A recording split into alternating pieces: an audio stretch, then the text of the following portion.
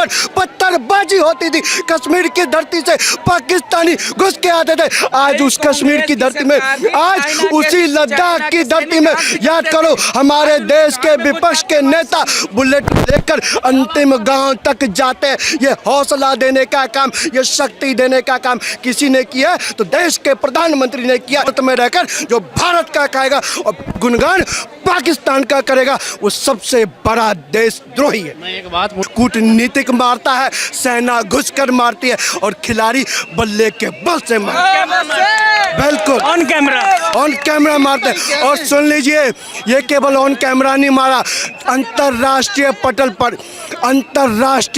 पर पाकिस्तान की औकात जमीन में लाने का काम किया और बताने का काम किया। भारत माता का एक भी लाल अपने देश की रक्षा के लिए, सुरक्षा के लिए सदैव खड़ा रहेगा चाहे। और मैं फिर कहना चाहता हूँ, आप उस उत्तर प्रदेश के ऊपर आरोप लगा रहे, उस उत्तर प्रदेश के शासन व्यवस्था के ऊपर आरोप लगा रहे जिस उत्तर प्रदेश में बेटियों के स्कूल जाने पर पाबंदी थी। मैं फिर कहता हूँ 2017 से पहले बेटियों की साक्षरता दर को निकाल लीजिए, 2017 से पहले बेटियों की आज़ादी के दर को निकाल लीजिए। 2017 से पहले बेटियों के लिए नरकीय जीवन अगर किसी ने कर रखा था तो अखिलेश यादव और लाल टोपी वालों की सरकार ने कर रखा। कुछ गलत बोले नहीं? ये हम तो चलो इन्होंने मेरे को इंजीनियर कह दिया, लेकिन मैं इनको जरूर कहूँगा ये गोबर भक्त हैं, मुँह में भी खा रहे हैं, जीव लाल करे पड़े हुए हैं। ये इन्होंने किनका, अनमोल जी ने क्या कहा कि कौन से किनको 42 दिन में गिरफ्तार कर लिया गया और सोनम वांगचुक को 1 दिन में गिरफ्तार कर लिया गया। देखिए, चित्यानंद बाबा को कह रहे 42 दिन में गिरफ्तार किया गया और सोनम वांगचुक को 2 दिन में गिरफ्तार किया गया। जरा ये बता दो, चित्यानंद बाबा को पाकिस्तान से फंडिंग आ रही थी क्या? चित्यानंद बाबा पाकिस्तान गए थे क्या? चित्यानंद बाबा ने कभी भारत के खिलाफ बोला था क्या? चित्यानंद बाबा ने कभी भारत की भूमि को पाकिस्तान का हिस्सा या चाइना का हिस्सा बताया था क्या? नहीं बताया था। और आपके सोनम वांगचुक ने क्या क्या कहा था उस सबको जग जाहिर है। और पाकिस्तान प्रेम कितना टपकता था उनके मन के भीतर से, ये किसी से छुपा नहीं है। और पाकिस्तान वो किस लिए गए ये किसी से छुपा नहीं है। पाकिस्तान जाने का उनका कारण क्या था ये वो बता नहीं पाए। अंतर्राष्ट्रीय देशों से वैश्विक फंड उनको क्यों आ रहा है, किस पर्पज से आ रहा है, ये वो बता नहीं पाते। और जब उनको फंड आता था तब धरना प्रदर्शन चालू हो जाता था और लद्दाख जलना शुरू हो जाता था। मैं फिर कहना चाहता हूँ, सुन लीजिए। हाँ, कितनी बार? बिल्कुल कह रहे कितनी बार लद्दाख जला।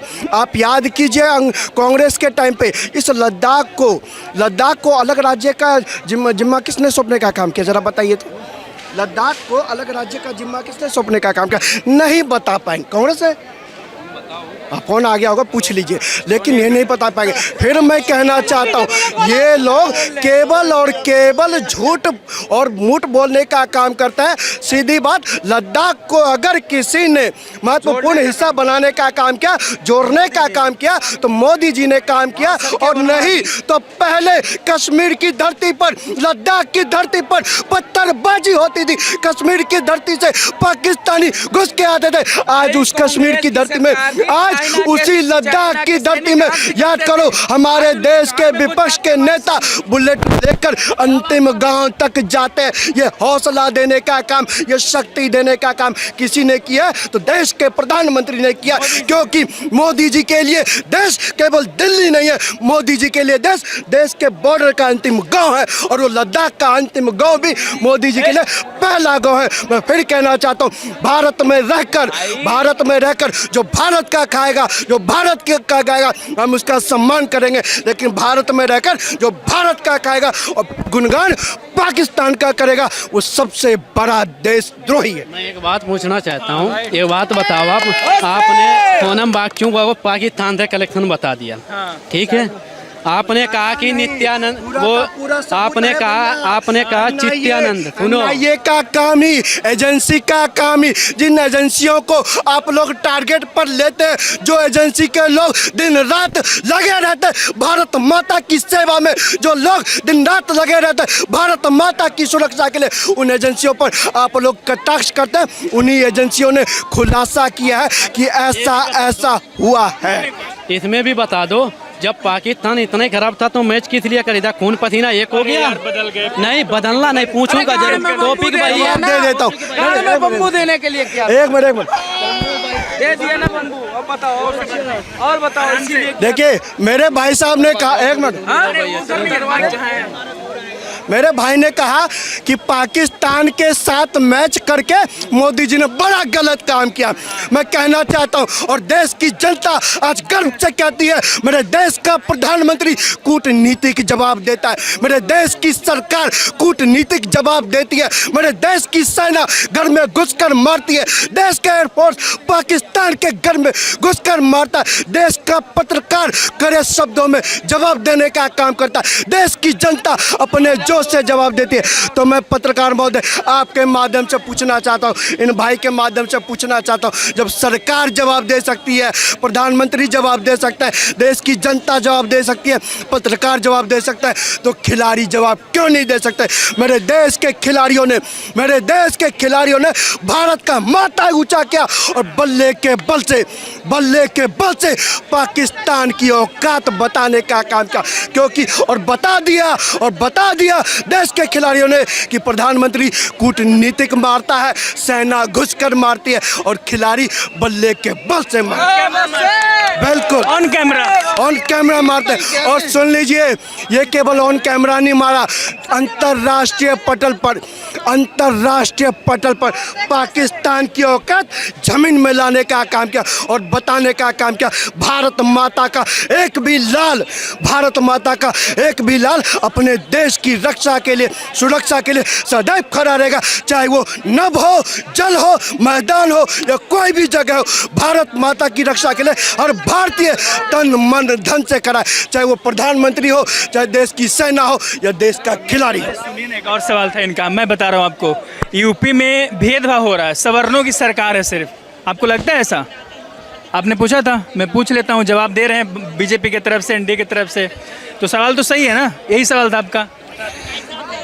उत्तर प्रदेश के अंदर जब मुस्लिम बेटियों का कोई दुपट्टा खींचता है ना, उत्तर प्रदेश के भीतर जब मुस्लिम बेटियों का कोई दुपट्टा खींचता है ना, या किसी हिंदू बेटियों का दुपट्टा खींचता है ना, तो अगले चौक पर ही वहाँ यमराज खड़े मिल जाते हैं, या तो पाँव में गोली मारी जाती है या तो फांसी पर लटकाया जाता है।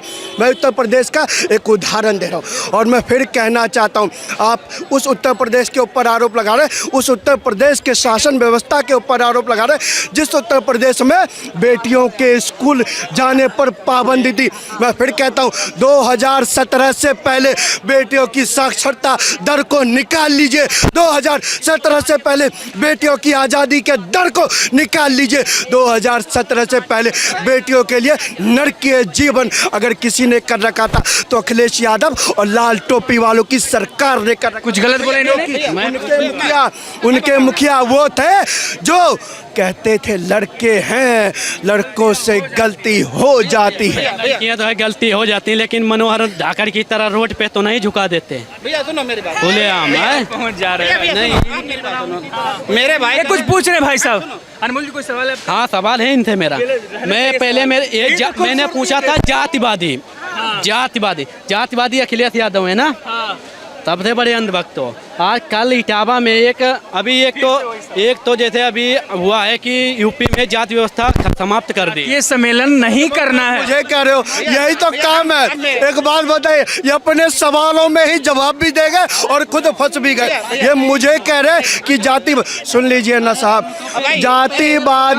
जातिवादी व्यवस्था को पूर्ण रूप से खत्म करने का काम किसने किया? हमारे योगी जी महाराज ने किया। और आपके अखिलेश, उसी यूपी की बात बता रहा हूँ, उसी अखिलेश यादव जी गाड़ियों पर खड़े होकर पूछते थे, पत्रकार बताओ तुम्हारी जाति क्या है, हवलदार बताओ तुम्हारी जाति क्या है, उसको पूछते थे तुम्हारी जाति क्या है, उसको पूछते थे तुम्हारी जाति क्या है। जब एक भाजपा के सांसद ने राहुल गांधी की जाति पूछ ली तो लाल टोपी वाले को ऐसी मिर्ची लगी और क्या क्या पूछा पूरे देश को मालूम है।